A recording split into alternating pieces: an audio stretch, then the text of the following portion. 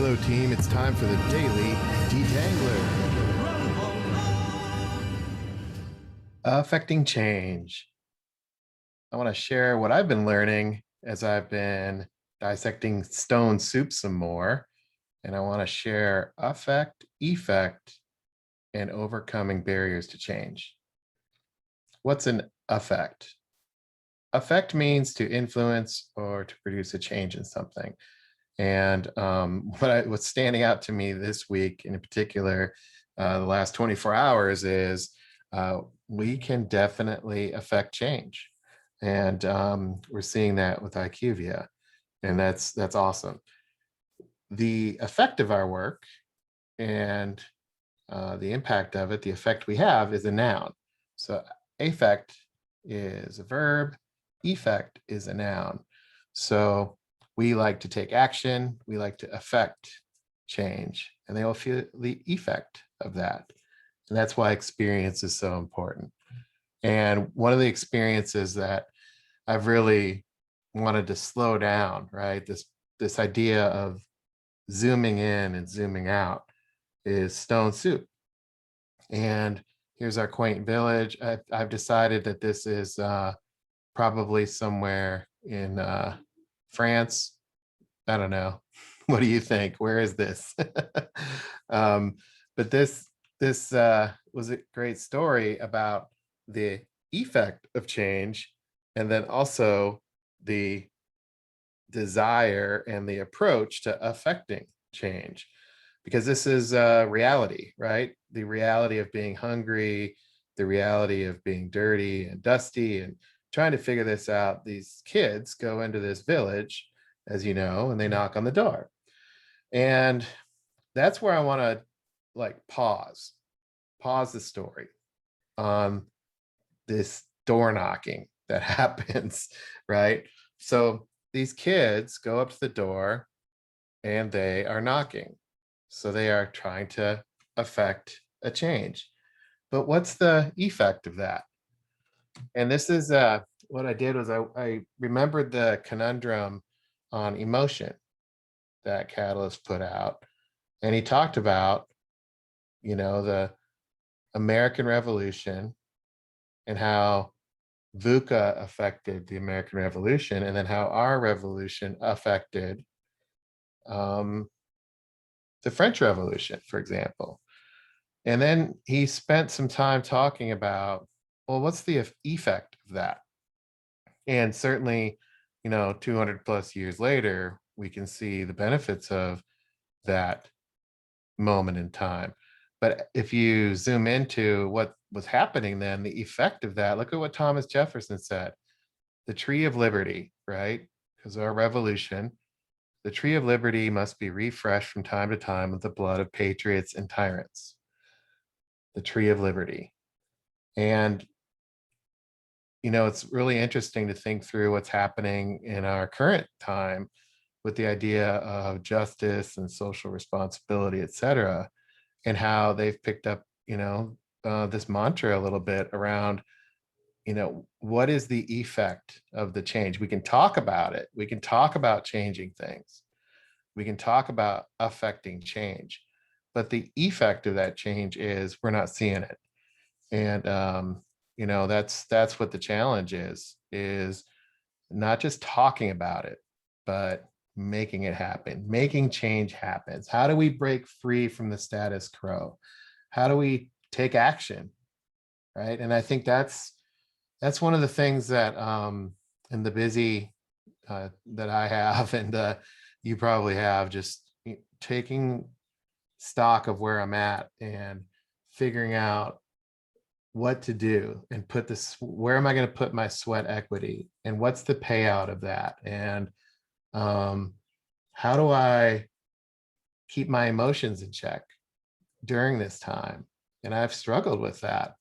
And, if I take what's happened in the last 12 hours and say, look, sure, it's a lot of hard work and, we have to stay Zen, which is our emotional state, follow our mindsets and our principles and embrace these things. Well, what's the effect of that? Well, it's getting access to C-level people. It's having these relevant meetings and creating a shared vision, and starting to move into a wholesale change of a $20 billion business, right? That's the effect.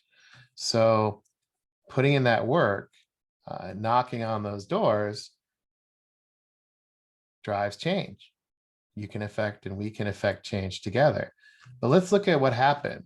What was the effect of knocking on those doors? Oh, I'm sorry, I have nothing to share. Yeah, right. I got something to share. No way, you didn't earn it. I don't give people handouts. Well, as if I'll share.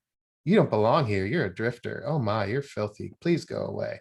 This is the effect of knocking on the door. Now, these are kids. Like, what stood out to me, and Activator put this in an email, was, hey, these are kids. And that actually, that actually, I noticed that right away. I was like, why are these kids? And what's the dealio on kids here? And I'm thinking about this idea of, kids they want to just tell the truth, and they just want to um, share. And there really isn't any, malicious intent in what kids do. Um, they're pretty straight shooters. And that kind of reminds me of what we're trying to do. People can take it as we're trying to take their jobs, or all kinds of negative things. But in reality, we are just trying to share, and we are just trying to help. And this is, I think, to me, why these kids knocking on the door is an important metaphor. And then look at these adults. They're like, ew, as if, get out of here, you little kid, you little punk. You didn't earn it, you punk. I think the nicest one is the lady on the left. I'm sorry, I have nothing to share. That's pretty factual. The rest are like, come on, you little kids. I'm busy. I'm playing with my games and whatever they had before Xbox back then. right. So this leads me to a little bit on our stone soup psychology and sociology view. Right, we have these sciences, and in this people layer, Catalyst talked about what happens there. What's the human nature aspect of this? And so, what is the human nature aspect of, get out of here, you little kids? These are individuals, right? They're individuals responding to the door, but collectively they had the same response, which is go away. And that human nature is a pattern. And I don't know about you, but I've seen it, and also I've been behind those doors before when change has come my way. I don't know who you identify with, but I can certainly identify with all these. And for me, some more than others. Have you ever responded to change this way? You know, um, a quid pro quo, or maybe it's not presented right, or you've got your mind made up as soon as the email comes in, things like that. So what causes or what happens in this go away response when, the opportunity knocks on the door, or the possibility knocks on the door? What does that look like? And Catalyst shared, there's a very logical explanation for our humanness. I mean, we're all human and we have a brain. That's what separates us from everybody else and everything else. And we have the human brain, the monkey brain, and the lizard brain. And to me, I was trying to think through who are these people on the other side of the door, and how are they showing up? How are they engaging with these kids when they open the door? So in the last detangler, I came at it from kind of the kids lens, and here's how the kids did it. Now I'm going to flip it, and I'm going to look at it from the receiver of the possibility. The possibility is knocking on the door, and human nature kicks in. Which one is it? Right. So with nothing to share, lady, which aspect of the brain do you think it is? Is Have you thought about that? Why would somebody say, "Hey, I've got nothing to share"? Well, to me, there's a emotional piece of this in all of these that I wanted to unpack, because in the Being Brilliant Everyday video, emotions are, energy in motion, and those emotions drive how we think. So, and those that how we think drives how we behave, and we shut the door. So processing this through the lens of emotion, why would she say I have nothing to share? Well, maybe she's feeling like, hey, you know, they're not going to like my food, or these are little kids, and um, I'm fearful of them, or I'm really disappointed in them for not being with their parents, so I'm going to punish them for showing up on my doorstep, something like that. She also could be, having her own emotional charge. It could be something that happened to her, right? So she might have doubts on her abilities and achievements. She actually might have negative self-talk, dwelling on her past mistakes. Maybe something happened, right? We don't know, but we do see what she did, which was, hey, I have nothing to share, and close the door. What about this guy? Yeah, right, Mr. Sarcasm, right? I got something to share. What's the emotion underpinning that drives how he thinks and then leads to how he behaves? What is that? Well, sometimes people act this way because they're angry, or they're fearful, or they've been hurt in the past because of maybe putting themselves out there, and somebody played whack-a-mole on their idea and they took it personally. Or perhaps it's just safer to push people away and not listen, because then it opens up the scrutiny, and these kids represent a time investment that he's not willing to make, things like that. What about I don't give handout guy? Hey, I don't you got to earn it, kids. What are you going to do for me, you deadbeats, right? How are you gonna give me something back? Well, what would cause somebody to think and act that way? Well, maybe he's protective of his time, or overly cautious because these kids could represent some sort of change.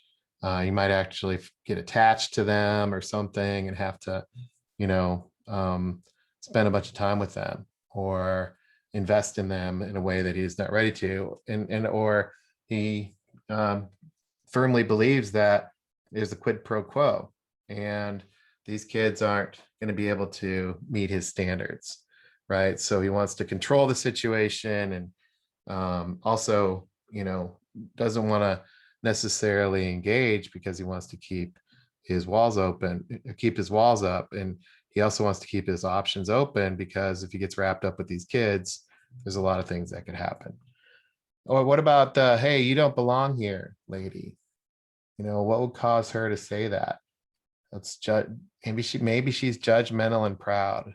Maybe she doesn't know why, but she just feels like, hey, I'm gonna not take these guys in because um, they remind me of something that I've had to go through, right? And I'm going to jump to conclusion that it's best for them not to engage, not for me to not to engage. And then there's the last one, which is, you're filthy, you're dirty. I don't want you to. And I was thinking that this one might be in the disgusted area, the contempt, more of the lizard brain, which is fight or flight. You know, this idea of this possibility of this opportunity. It's making me want to run, and I'm not into that right now.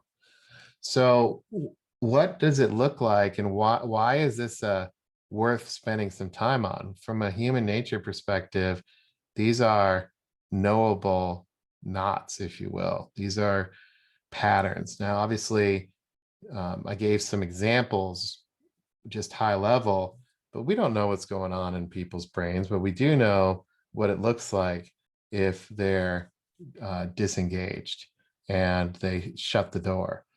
And what that looks like to me are, they're slow, maybe they don't want to spend the time, or rigid, overly rigid, they have myopia, very, very, very narrowly focused.